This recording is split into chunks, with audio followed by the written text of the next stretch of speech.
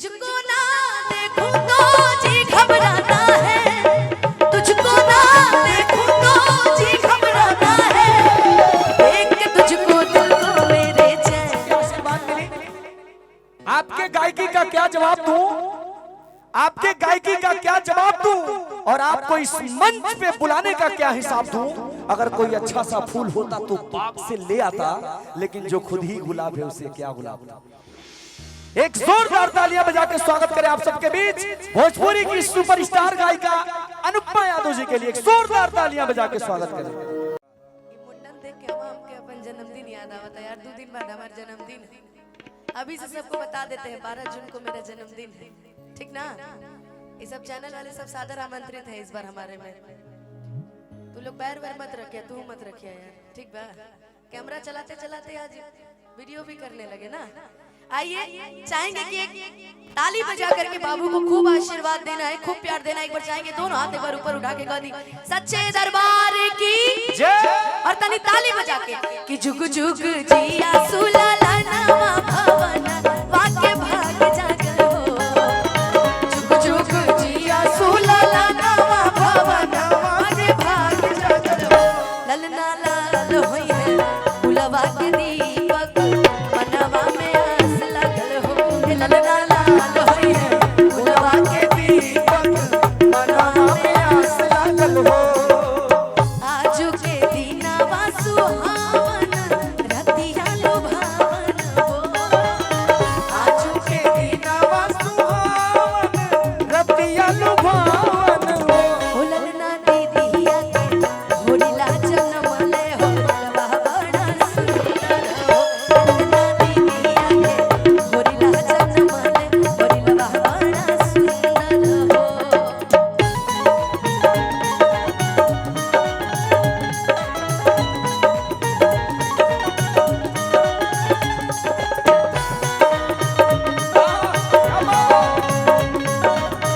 Musicians की आवाज भैया मॉनिटर में बढ़ाइए।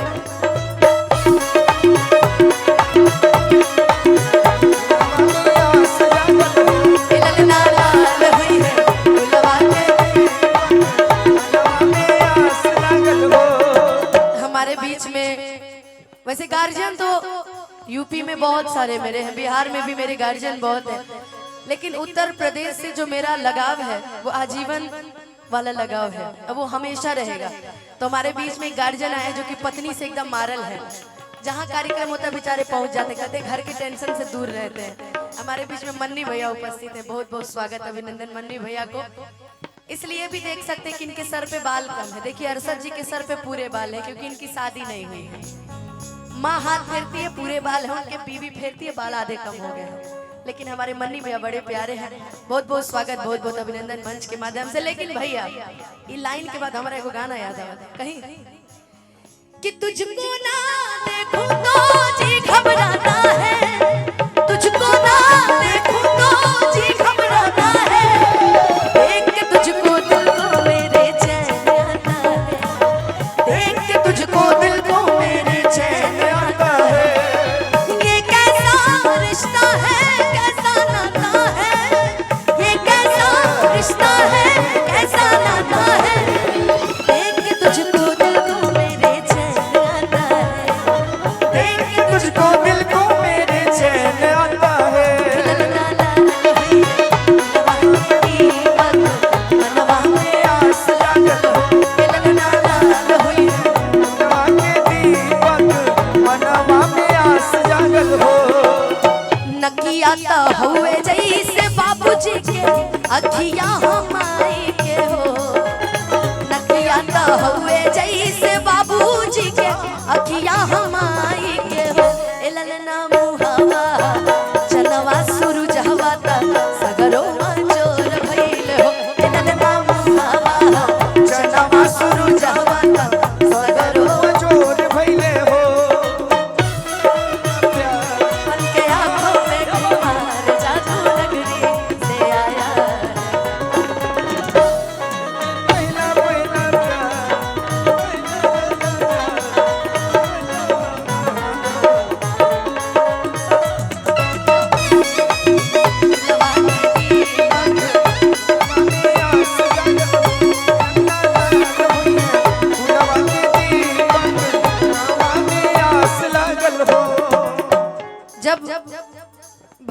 होता है ना, जब छोटा बाबू होता है तो सबसे ज्यादा खुशी अगर उसकी बड़ी बहन है तो उसको बड़ा होता है। मेरे घर में भी जब मेरा छोटा वाला भाई हुआ था हम बड़ा खुश रही। वो समय में जब हमारा नाम न रहता, प्रमोद प्रेमी जी पहला बेर और शिल्पी राजी पहला बेर हमारे घरे आए रहे।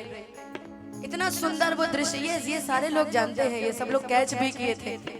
तो जितने लोग पहले से मेरे साथ चले आ रहे हैं वो आज भी जानते हैं कि एक बहन को कितनी खुशी होती है और वो खुशी अपना व्यक्त कैसे कर सकती है। नाची नाची कावेली बहिनिया ललन के खेलावेली हो, नाची नाची कावेली बहिनिया ललन के खेलावेली हो ललनाची हुनी जी हुकी के चलेला रसवा रसावेला हो ललनाची हुनी जी हुकी के चलेला रसवा रसा। कमाल सा जानते हैं, कभी कभी गाने के बीच में हम रोमांटिक हो जाते हैं। गाना कैसा भी हो, रोमांटिक रोमांस आना चाहिए। क्या मन्नी भैया, हमारे एगो आदत है करा कि जब देखिल हमारे गाना याद आ जाला। जब से तुम्हें देखा दिल को कहीं आराम नहीं, इन होठों पे एक तेरे सिवा कोई नाम नहीं, बन गया हूँ मैं तेरा दीवाना, धीरे धीरे से दिल को चुराना, तुमसे प्यार हमें है कितना जाने जाना, तुमसे मिलकर तुमको है बताना। हो ललना लाल होई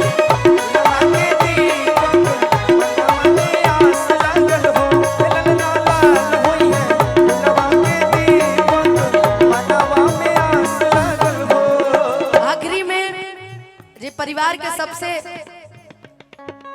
बढ़िया जकरा के गार्जियन कहल जाला, जे सबसे ज्यादा खुश होला वह दादा दादी।